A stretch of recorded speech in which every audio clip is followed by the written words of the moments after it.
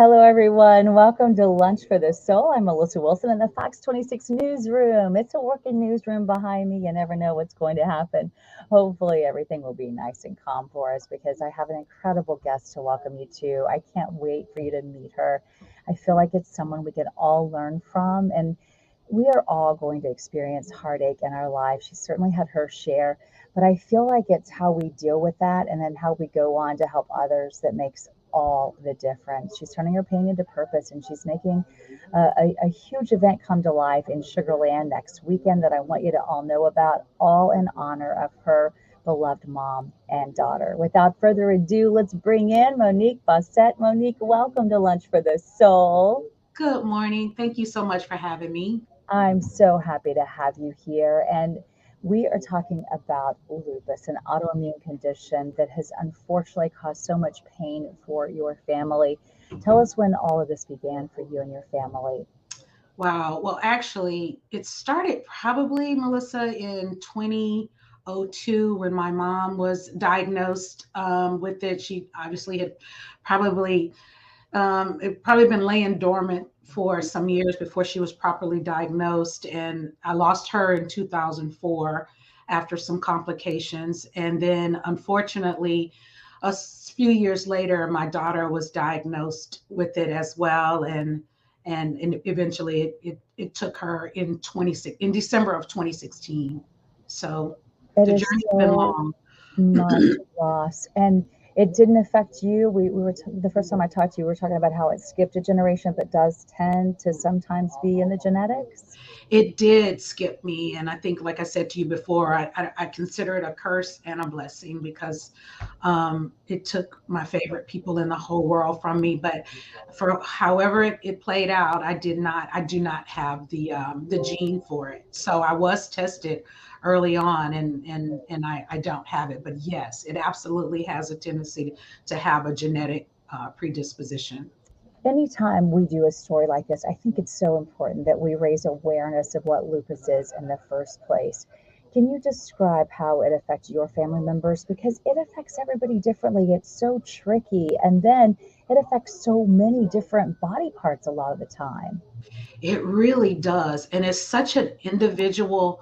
I used to say to my daughter all the time, it's kind of like it camouflages itself quite a bit, and it presents differently in different people. My mom, in one hand, obviously at the end, it did take her, but she wasn't nearly as it did not ravish her body nearly as it did with my daughter. However, it did attack her lungs, which is was pretty much why I lost her. With my daughter, on the other hand, it just came in like a beast. It started with joint, it's basically when your immune system attacks itself. A lot of times, it presents as rheumatoid arthritis.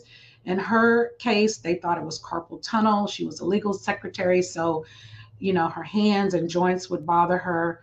Then she got the butterfly rash, and so that's when it really became evident that we needed to address the lupus diagnosis. But it attacked her skin. She had something called transverse myelitis, which was where it attacked her neurological system, and she was paralyzed.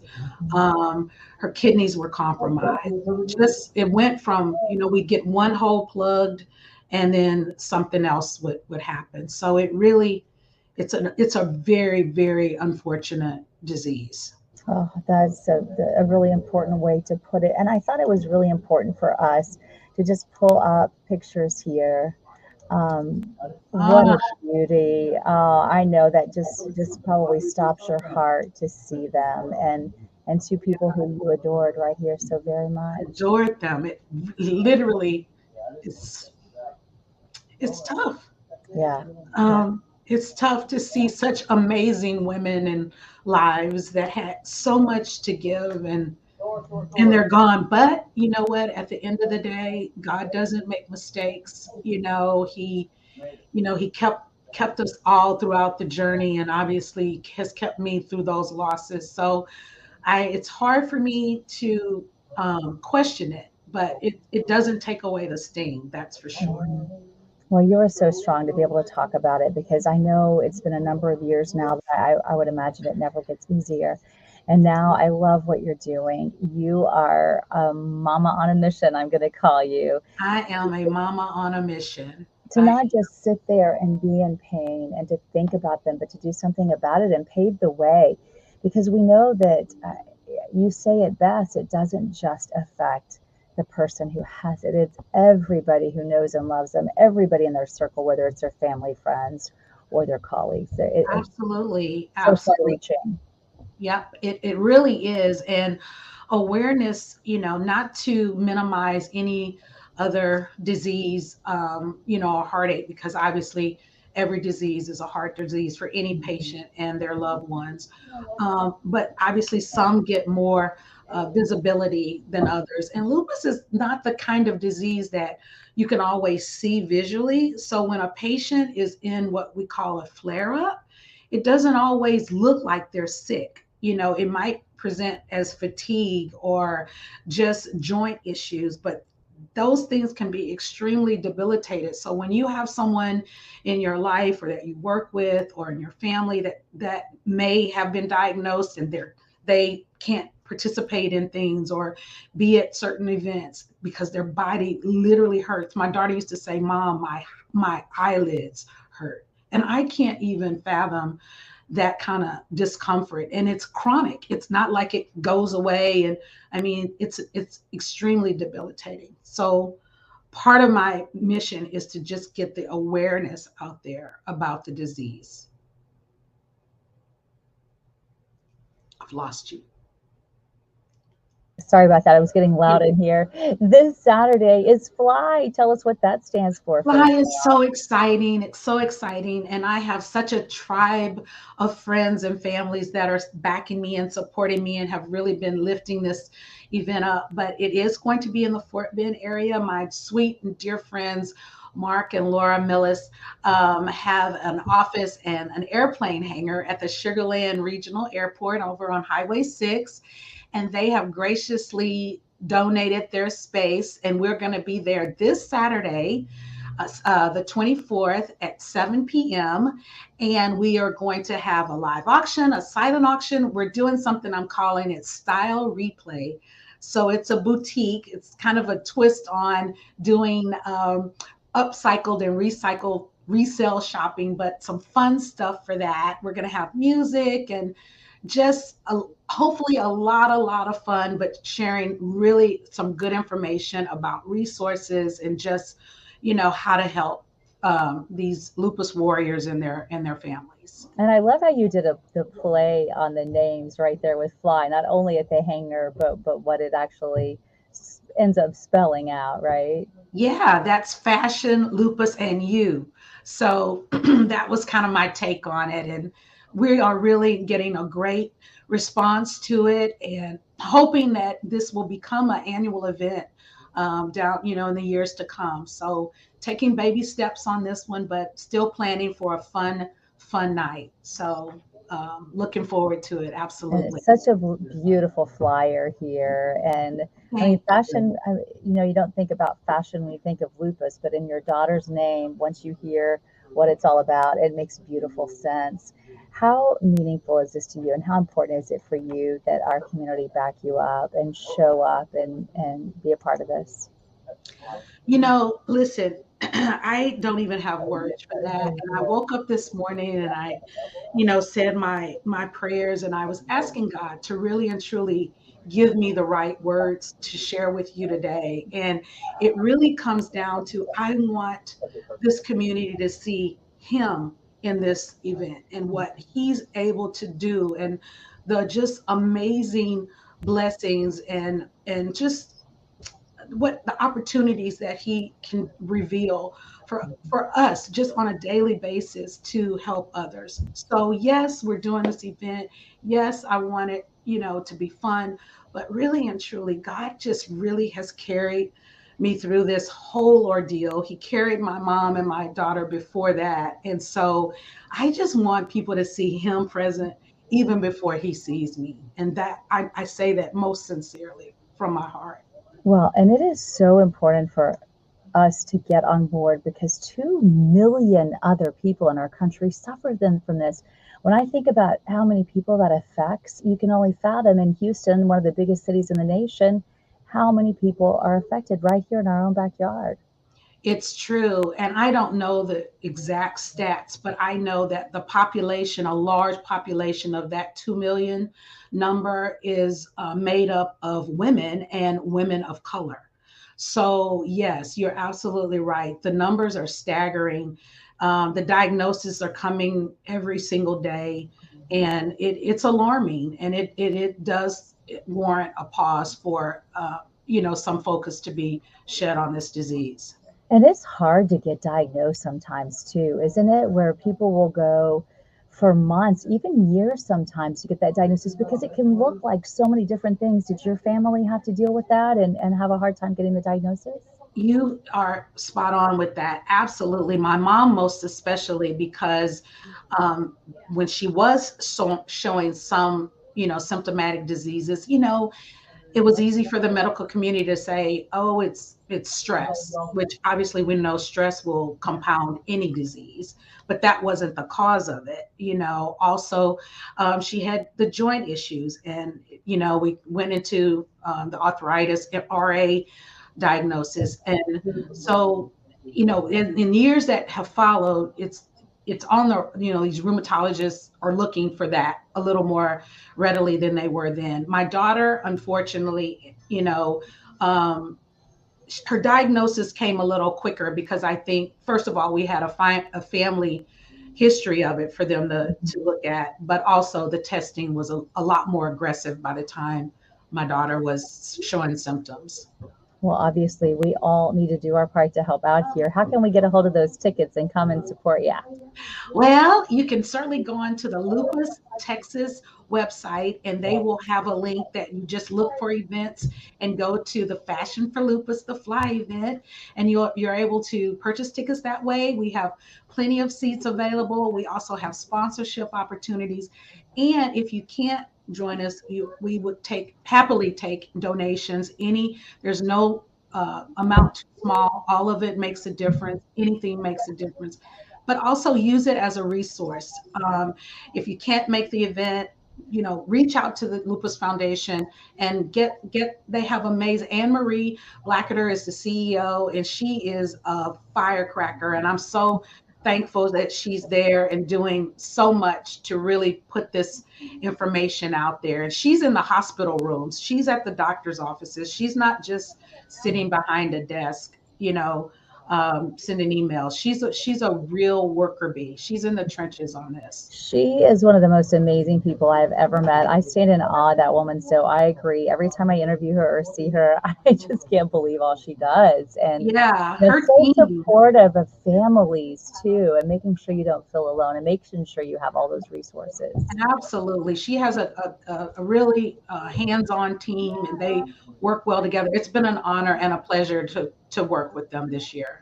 Yeah, it's just most impressive. And I'm so happy you're doing this. I think it's going to be really meaningful for them to have you backing them. And then what do they tell you that those dollars go to? Does it go toward research and trying to find better treatment plans? Well, the best news about it, and it is important that when you are going onto the website, you select the Texas chapter, because those resources stay in the city, Mhm. and she can allocate them to different things. To be honest, during with my daughter, they were able to even help us with medicine. We had a period that her insurance, she had gone through the whole COBRA thing and long-term disability and trying to get approved for Medicare. It was, on compounded with the illness. You have the business side of things that you have to navigate through, and they were extremely instrumental with putting us with doctors that were doing some cutting edge